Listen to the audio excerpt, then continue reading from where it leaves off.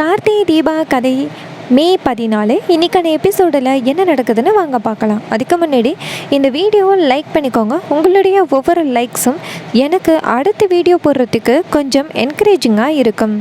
Episode எப்படி start ஆகுதுன்னா, நம்ம அருண் சரியான கோவத்தில் ரூமில் உட்காந்துருக்காரு. அப்போ நம்ம ரியா போய் கேட்குறாங்க, ஏன் ஆனந்த் நீங்கள் கோவமாக இருக்கீங்க? இங்கே பாருங்கள், நீங்கள் மட்டும் அந்த மீனாட்சிக்கு டிவோர்ஸ் கொடுத்தீங்கன்னா ஈஸியாக அந்த மீனாட்சியை இந்த வீட்டை விட்டு துரத்திட்டு நம்ம 2 பேரும் இந்த வீட்டில் ஹாப்பியாக இருக்கலாம்ல. எப்படியும் கார்த்தி இந்த சவாலில் தோற்று போயிடுவார். அப்புறம் நம்ம 2 பேரும் தான் இந்த வீட்டில் இருக்க போகிறோம்.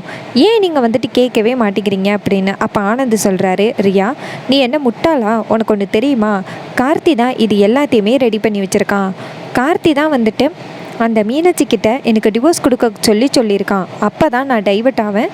இந்த வீட்டு பிரச்சனையை பற்றி கேட்க மாட்டேன். கார்த்தி ஈஸியாக இந்த சவாலில் ஜெயிச்சிடலாம்னு நினச்சிக்கிட்டு இப்படி ஒரு திட்டத்தை போட்டுக்கிட்டு இருக்கான். அது தெரியாமல் நீ பேசுகிற அப்படின்னு. அப்போ ரியா நினைக்கிறாங்க, ஐயோ அப்படி ஒன்று இருக்கா அப்படின்னு. அப்போ ஆனந்த் சொல்கிறாரு, இங்கே பாரு, எனக்கு ஒன்றும் மீனாட்சி கூட மறுபடியும் சேர்ந்து வாழணும்னு ஆசையெல்லாம் கிடையாது. அவள் என்னைக்கு தாலியை கேட்டு வீசினாலோ அன்னைக்கே நான் அவளை மறந்துட்டேன். இங்கே பாரு ரியா, நீ தான் என்னுடைய வாழ்க்கை இனிமேல் அப்படின்னு சொல்ல ரியாவும் ரொம்ப தேங்க்ஸ் ஆனந்த் அப்படின்னு சொல்லி ஆனந்தை ஹக் பண்ணுறாங்க. இது எல்லாத்தையுமே நம்ம மைதிலி காதில் வாங்குறாங்க. அப்போ மைதிலி நேராக தீபா கிட்டே போயிட்டு, தீபா நீ சொன்னியே அப்படின்னு நான் போயிட்டு ஆனந்தை பார்க்க போனேன். ஆனந்துக்கும் ரியாவுக்கும் சண்டை வரும்னு நினச்சேன். ஆனால் அவங்க 2 பேருக்கும் சண்டையெல்லாம் வரல. ஆனந்து இன்னும் ரியாவை தான் லவ் பண்ணிக்கிட்டு இருக்கான். என்னன்னா எதுக்காக தெரியுமா ஆனந்த் கோவப்பட்டானா, இது மாதிரி மீனாட்சிக்கு ஒரு வேளை வேறு கல்யாணம் ஆகிட்டுன்னா அவனுக்கு சொத்து கிடைக்காம போயிடும் அப்படிங்கிறதுக்காக தான் அவன் இப்படி பேசினான்னு சொல்லிக்கிட்டு இருக்கான் ரியா கிட்ட அப்படின்னு. அப்போ தீபா சொல்கிறாங்க, எனக்கு என்னமோ ஆனந்து பொய் சொல்லிக்கிட்டு தான் இருக்கான்னு தோணுது. ஏன்னா மீனாட்சி மேலே இன்னுமே அவருக்கு பாசம் இருக்குது. அதனால தான் எந்த காரணத்தை சொல்லி ரியா கிட்ட தப்பிக்கிறதுன்னு தெரியாமல் இந்த சாதாரண காரணத்தை சொல்லியிருக்காரு ரியா கிட்ட. நம்ம பொறுத்த வரைக்கும் நமக்கு ஒரு விஷயம் கிடச்சிட்டு, ஆனந்து இன்னுமே மீனாட்சி அக்கா மேலே காதல் வச்சிருக்காரு. இதை ரியா தான் பயன்படுத்திக்கிட்டாங்க. ரியா இந்த சொத்துக்காக ஆனந்தை ஏமாற்றிட்டான். ஆனந்தும் அது தெரியாமல் ரியாவோட வலையில் சிக்கிட்டார். ஆனால் ஆனந்தோட உள் மனசில் இன்னும் மீனாட்சி தான் இருக்காங்க அப்படின்னு நமக்கு தெரிஞ்சு போச்சு. ஸோ இந்த விஷயத்தை பயன்படுத்தி ஆனந்தையும் மீனாட்சி அக்காவையும் ஒன்று சேர்க்கணும் அப்படின்னு தீபா சொல்கிறாங்க. இதை கேட்டுட்டு நம்ம மைதிலி சொல்கிறாங்க, நான் கூட கொஞ்சம் நேரத்தில் குழம்பிட்டேன் தீபா, இப்போ புரியுது. ஆனந்து சரியான ஆள், ரியாவையும் ஏமாற்றி இந்த பக்கம் மீனாட்சியும் ஏமாற்றிக்கிட்டு இருக்காரே அப்படின்னு. அப்போ தீபா சொல்கிறாங்க, ஆமாம் நான் கூட ஆனந்த மாமா சாதாரண ஆளுன்னு நினச்சேன், அவர் சரியான ஆளாக தான் இருக்காரு அப்படின்னு. அப்போ மைதிலி சொல்கிறாங்க, சரி அடுத்து நம்மளுடைய பிளான் என்ன அப்படின்னு. அப்போ அந்த இடத்துக்கு மீனாட்சி வராங்க. மீனாட்சி என்ன அடுத்த திட்டம் போட்டுக்கிட்டு இருக்கீங்களா? நீங்கள் என்ன திட்டம் போட்டாலும் நான் கண்டிப்பாக ஆனந்து கூட சேர்ந்து வாழ மாட்டேன்னு உங்களுக்கு புரிஞ்சிக்க முடியுதா இல்லையா அப்படின்னு. அதுக்கு மைதிலி சொல்கிறாங்க, இங்கே பாரு மீனாட்சி, நீ ஆனந்து கூட சேர்ந்து வாழுவியோ வாழலையோ அது முக்கியம் கிடையாது. அன்னைக்கு அத்தையை பிடிச்சி தள்ளி விட்டுட்டால அந்த ரியா, அதுக்கு அவளுக்கு சரியான பாடம் கற்பிக்கணும் அப்படின்னு தான் நானும் தீபாவும் போராடிக்கிட்டு இருக்கோம். மற்றபடி உனக்கு டென்ஷன் கொடுக்கறதுக்காகலாம் நாங்கள் இப்படி பண்ணிக்கிட்டு இல்லை அப்படின்னு. இதை கேட்டுட்டு மீனாட்சியும் அப்படி தானே தீபா அப்படின்னு கேட்க, அப்போ தீபாவும் ஆமாக்கா அப்படின்னு சொல்கிறாங்க. அப்போ மீனாட்சி அந்த இடத்துலேருந்து போனதோட மைதிலி சொல்கிறாங்க, அப்பாடா அவகிட்ட எப்படியோ தப்பிச்சாச்சு. அவளையும் ஆனந்தையும் சேர்த்து வைக்கிறது தான் நம்மளுடைய திட்டமே. இது தெரிஞ்சா அவள் நம்மளுடைய பிளானில் வரமாட்டா அப்படின்னு. அப்போ தீபா சொல்கிறாங்க, வராத வரைக்கும் நல்லது தான், நம்ம எப்படியாவது அக்காவையும் மாமாவையும் ஒன்று சேர்த்து வைக்கணும் அப்படின்னு சொல்கிறாங்க.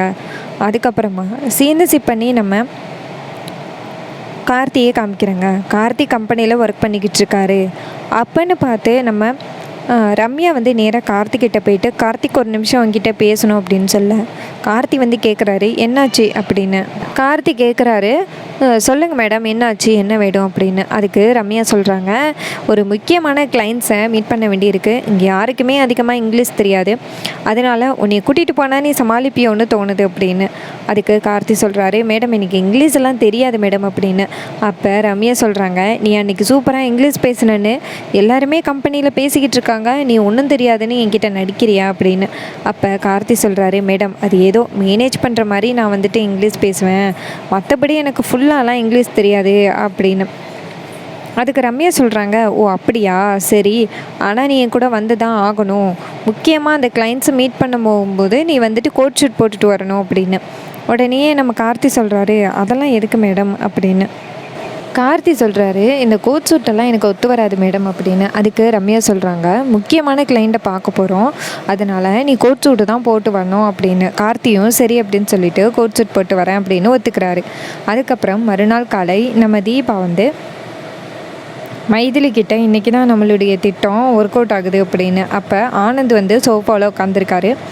அப்போ நம்ம தீபா இங்கேருந்து வந்துட்டு மைதிலி கிட்ட, நம்ம இல்லாமல் இந்த கல்யாணம் நடக்குமா, நம்ம கண்டிப்பாக இந்த கல்யாணத்துக்கு போய் தான் ஆகணும் அப்படின்னு. அப்போ ஆனந்த் கேட்குறாரு, எந்த கல்யாணத்துக்கு போக போகிறீங்க அப்படின்னு. அப்போ தீபா சொல்கிறாங்க, வேறு யார் கல்யாணம், அக்காவோட கல்யாணத்துக்கு தான் அப்படின்னு. இது கேட்டுட்டு ஆனந்த் கடுப்பாகிறாரு. ஏய், உனக்கு வெக்கமா இல்லையா தீபா, கார்த்திகிட்ட சொல்லவா அப்படின்னு. அப்போ தீபா சொல்கிறாங்க, இங்கே பாருங்கள், சாட்சி கையெழுத்தே கார்த்தி தான் போட வராரு அப்படின்னு. இதை கேட்டுட்டு ஆனந்த் கோவப்படுறாரு. நம்ம தீபா நேராக மைதிலியை கூட்டிக்கிட்டு நேராக ரிஜிஸ்டர் ஆஃபீஸ்க்கு கிளம்புறாங்க, மீனாட்சியையும் கூட்டிக்கிட்டு. அப்போ அந்த மீனாட்சியை கல்யாணம் பண்ண போகிறேன் அப்படின்னு சொன்னவரும் அங்கே வராரு. அந்த நேரம் நம்ம ஆனந்த் நேராக இங்கே கிளம்புறாரு. அப்போ ரியா கேட்குறாங்க, ஆனந்த் எங்கே போகிறீங்க அப்படின்னு. அப்போ ஆனந்த் சொல்கிறாரு, என் ஃப்ரெண்டு ஒருத்தனை மீட் பண்ணணும், அதான் கிளம்புறேன் அப்படின்னு. அப்போ ரியா கேட்குறாங்க, எனக்கு என்னமோ சந்தேகமாக இருக்குது ஆனந்த், நீங்கள் மீனாட்சியோட கல்யாணத்தை ஸ்டாப் பண்ணுறதுக்காக போகிறீங்களா அப்படின்னு. அதுக்கு ஆனந்த் சொல்கிறாரு, அதுக்கெல்லாம் நான் ஏன் போகணும், நான் போகலை அப்படின்னு சொல்கிறாரு. அப்போ ரியா சொல்கிறாங்க, இல்லை ஆனந்த், எனக்கு என்னமோ சந்தேகமாக இருக்குது அப்படின்னு. அப்போ ஆனந்த் சொல்கிறாரு, இங்கே பாரு, உனக்காக நான் மீனாட்சி வேணாம் அப்படின்னு உன்னையே கல்யாணம் பண்ணியிருக்கேன். அப்படி இருக்கையில் எப்படி நான் வந்து மீனாட்சியோட கல்யாணத்தை தடுக்க போகிறேன், அவள் எப்படியோ போகிறா அப்படின்னு சொல்லிட்டு ஆனந்த் கார் எடுத்துகிட்டு கிளம்புறாரு. இன்னொரு பக்கம் நம்ம தீபா, மீனாட்சி எல்லாருமே சேர்ந்து ரிஜிஸ்டர் ஆஃபீஸ் வாசலில் வெயிட் பண்ணிக்கிட்டு இருக்காங்க. முக்கியமாக அந்த ரிஜிஸ்டர் கிட்ட விஷயத்தையெல்லாம் சொல்லிட்டாங்க. ரிஜிஸ்டரும் சரிம்மா உங்களுக்கு ஹெல்ப் பண்ணுறேன் அப்படின்னு சொல்கிறாரு. அப்புறமா அந்த பையனும் வராங்க. நம்ம மீனாட்சி வந்துட்டு புது ட்ரெஸ் எல்லாம் போட்டுட்டு ரெடியாக இருக்காங்க. அப்போ கையில் தாலியோடு நிற்கிறாங்க அந்த மாப்பிள்ளை. அப்போ ஆனந்த் அந்த இடத்துக்கு வந்து காரை நிப்பாட்டுறாரு. அப்போ நம்ம தீபா மீனாட்சி கிட்ட சொல்கிறாங்க, நம்ம நினச்ச மாதிரி இங்கே நடந்துருச்சு அப்படின்னு. அப்போ நம்ம மீனாட்சி போய் ரிஜிஸ்டர் ஆஃபீஸ்க்குள்ளே நிற்கிறாங்க. அப்போ அந்த பையனும் நம்ம மீனாட்சி பக்கத்தில் வந்து நிற்கிறாங்க. அப்போ ஆனந்த் நேராக ரிஜிஸ்டர் ஆஃபீஸ்க்குள்ளே வந்துட்டு இங்கே என்ன நடக்குது அப்படின்னு கேட்க, அப்போ ரிஜிஸ்டர் சொல்கிறாரு, 2 பேருக்கும் கல்யாணம் நடக்க போகுது அப்படின்னு. அப்போ ஆனந்த் சொல்கிறாரு, எப்படி கல்யாணம் நடக்கும், நான் இன்னும் மீனாட்சிக்கு டிவோர்ஸ் கொடுக்கவே இல்லையே அப்படின்னு. அதுக்கு ரிஜிஸ்டர் சொல்கிறாரு, நீ தான் டிவோர்ஸ் கொடுக்க போகிறேன்னு சொல்லிட்டு என்னப்பா, அந்த ப்ராசஸ் எல்லாம் நீங்கள் நடத்திக்கோங்க, இப்போதைக்கு இவங்க 2 பேருக்கும் கல்யாணம் நடக்கட்டும் அப்படின்னு. அப்போ ஆனந்த் சொல்கிறாரு, முடியாது, இந்த கல்யாணம் நடக்கவே கூடாது. மீனாட்சி, என்ன மீனாட்சி, நீ என்னை ஏமாத்துறியா அப்படின்னு கேட்க, அப்போ மீனாட்சி சொல்கிறாங்க, இங்கே பாருங்கள் ஆனந்த், எனக்கு உங்களோட வாழை தான் இஷ்டம் இல்லைன்னு சொல்லிட்டேன், அப்புறம் ஏன் நீங்கள் என் கல்யாணத்தை நிப்பாட்டுறீங்க அப்படின்னு. அதுக்கு ஆனந்த் சொல்கிறாரு, இல்லை மீனாட்சி, உன்னை யாருக்கும் என்னால் விட்டு கொடுக்க முடியாது அப்படின்னு சொல்லிட்டு ஆனந்த் வந்து மீனாட்சி கிட்ட ரொம்பவே கெஞ்சுறாரு. இதை பார்த்துட்டு நம்ம மைதிலியும் தீபாவும் ரொம்ப சந்தோஷப்படுறாங்க, நம்ம நினச்ச மாதிரி விஷயம் நடந்துருச்சு அப்படின்னு. அப்போ அந்த இடத்துக்கு ரியா வராங்க. ரியா வந்துட்டு, ஆனந்த் இங்கே என்ன நடக்குது அப்படின்னு கேட்க, அப்போ ஆனந்த் சொல்கிறாரு, இங்கே பாரு ரியா, என்னை மன்னிச்சிரு, என்னால் கண்டிப்பாக மீனாட்சியை யாருக்குமே விட்டு கொடுக்க முடியாது அப்படின்னு. இதை கேட்டுட்டு நம்ம ரியா ஷாக் ஆகுறாங்க. அப்போ ரியா நினைக்கிறாங்க, கண்டிப்பாக இந்த ஆனந்தை நம்பினது நம்மளுடைய தப்பு தான் அப்படின்னு நினைக்கிறாங்க. ரொம்பவே சூப்பராக அப்கமிங் எபிசோடு இருக்க போகுது. இதே மாதிரி இனிமேல் அப்டேட்ஸ் வேணும்னா இந்த சேனலை சப்ஸ்கிரைப் பண்ணிக்கோங்க. இது வரைக்கும் இந்த வீடியோவை பார்த்த உங்கள் எல்லாருக்குமே ரொம்ப நன்றி. அடுத்த வீடியோவில் பார்க்கலாம்.